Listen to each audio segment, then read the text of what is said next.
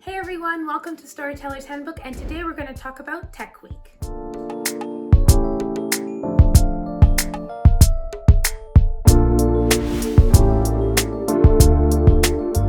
Hey everyone, Joelle Brown here, author, actress, director. I have a BFA in Theater and Drama Studies from a University Conservatory program and over 10 years experience in theater. I am also currently writing my debut novel, The Refining. Tech Week is something I find new directors underestimate, skip, or decide is unnecessary time and time again. I cannot stress the importance of Tech Week. Tech Week is the few days, or sometimes the entire week, leading up to your performance where you are in the performance space. Wherever this is, a theater, a community center, a church, library, a home. Tech Week happens in the performance space. You cannot have Tech Week in your rehearsal space. If you are renting out a space, this may sound expensive, like something that you can just skip and work around.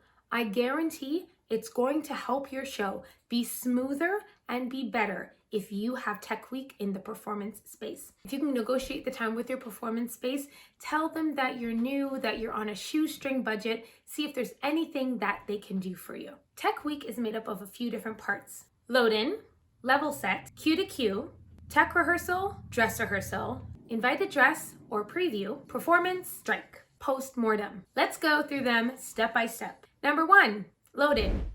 Load in is when you bring in your set, costumes, and props into the performance space. You're going to get all of your set on the stage and you're going to spike it. Something you need for Tech Week is spike tape. Actual spike tape or glow tape is quite expensive.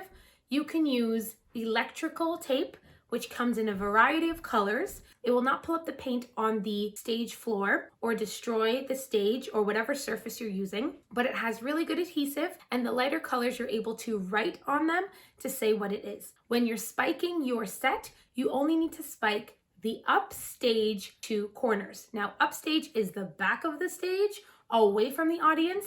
Downstage is towards the audience. So if I have a couch on stage, I only need to put an L of tape behind the back leg of the couch and another L of tape behind the other back leg of the couch. That's it. If you have a lot of changes, you can write on there the item that it is, couch. And if the couch is in different positions when you're changing your set, you can write what act and what scene. Or if it's easier for your crew to remember, the name of the scene. So you can say breakup couch, fight couch, makeout couch, whatever it is for that scene. If the set never moves, then you can just place your set and leave it. But if you are gonna have to take your set on and off, you're gonna wanna spike your set. Now, you load in all your set, you load in all your props, and you dress your set. The set is all of the furniture pieces. The dressing of the set is the cushions on the couch or the throw on the couch, the lamp on the nightstand or the picture on the wall. Those are the dressings of the set. You're going to set all that up in load in. You're also going to load in all your costumes. Your costume should already be labeled, first and last initial, not the character name, the actor name, and the act and the scene that costume is in. Now, if you only have one costume for the entire show, then you can just list it with the first and last initial of the actor. Your costume person or any random person who's helping you won't have the costumes memorized. So this is really important to do before you get to the theater. You want to iron them, you want to get them all prepared for your Tech Week. Now, who is at load in? Load in is for yourself as the director, your stage manager, your assistant stage manager, your crew, your costume person, anybody who is not an actor. Your actor should not be loading in anything heavier than a t-shirt. Let me paint a scenario why. If a crew member lifts the couch and they hurt their arm, guess what? They can stay home and rest and recover. If your actor lifts the couch and hurts their arm, they're going to do the show in a cast. Or they will not be able to do the show at all because they'll be in the hospital. Or they'll do the show in immense pain and discomfort, which will hurt your show. Not that you're being selfish, you're just taking care of your actors. Please do not tell your actors to come and help you load in. Some actors like to watch the process. Some actors like to organize their own costumes. Some actors like to come in during load in to set up their mirror. In dressing rooms in a theater setting, sometimes there will be lighted mirrors where each actor can sit and lay out their makeup, hair, supplies. Some actors put pictures of family members or friends on their mirror. If you're just doing it in a space where there isn't a dressing room, you're still going to want to create a dressing room for your actors where they can change into their costumes and prepare as your audience is coming into the performance space. Now that you've set everything up, you're going to move into level set. Level set is when you're setting the levels for your sound and for your lights. You as the director may be sitting down with your stage manager, and if you have someone who's helping you with lighting and sound decisions, you will have made a cue sheet. I will put in the description a link to an example cue sheet just to give you an idea. But your cue sheet is going to be a chart that's going to have the cue number, the page number that cue is on, the scene and act that cue is in, the name of the cue, the description of the cue, and then the signal for the cue. Now, setting levels for your sound is a fancy way of saying how loud or soft they are and where you want them to come from. You're going to bring all your sound cues with you.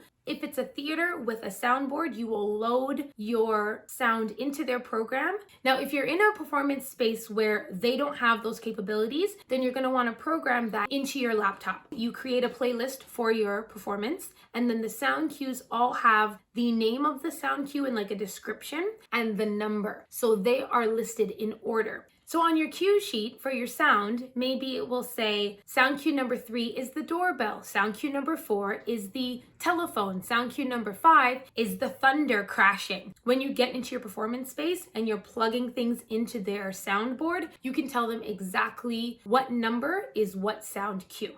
Something else to consider for each cue in terms of timing, how loud you want the cue to be, where you want the sound cue to come from, and how long you want the sound cue to last. Those are things to think about before you go into your performance space. You don't want everyone sitting around while you're thinking about these things, because if you are paying for your rehearsal space, you want this process to go as quickly as possible. So as many decisions you can make at home, the better it's going to be for your pocket. Now for your lighting cues, it's the same thing. You need to decide your lighting beforehand. Is it just normal general wash, lights up, lights down, lights up, lights down? Perfect. Is there a scene where there's a murder and you want red? When does the red come on? Is the red fading on or does the red pop on? How long does it stay on? Does it fade out or does it snap out? Do you want it to fade out for 3 seconds, fade out for 2 seconds, fade out for 1 second? If it's no fade, then it's a 0 time.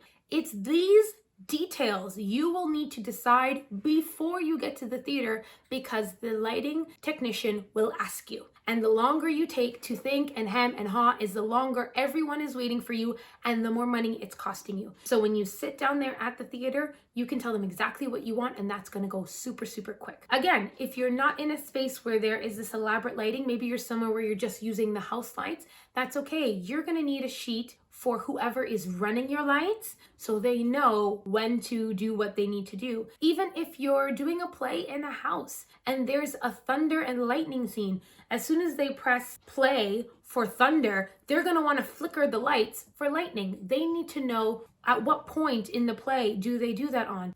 During level set, an important thing that you need to check when you're checking the lighting is making sure the actors are on stage with their stage makeup. You don't want to set the level of the lights without actors, because then when you get the actors on stage, you might see that there are certain dark spots or certain spots where actors are washed out. While you're doing level set, get the actors on stage in full makeup. You're going to get them to do some light walking, which is them walking around the stage with their face always facing towards the audience, even though they're walking this way and that, so that you can, one, judge their makeup and give them critiques and things to change. They'll go to their dressing room, change the makeup, come back and show you again. And then number 2, it's also an opportunity for you to make sure there are no dark spots or any spots that are washed out. Now, your stage manager is going to be the person who's in charge of Tech Week, and the two of you will have discussed exactly what you want. So in the stage manager's brain is your vision. They see it and they memorized it. So now when you're at the performance location, the stage manager will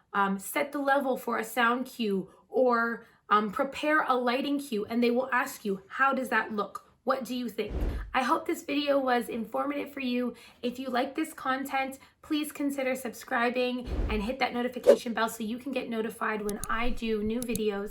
And consider leaving a comment below about what you learned, what I missed, maybe some of your Tech Week experiences, and what you'd like to see next time.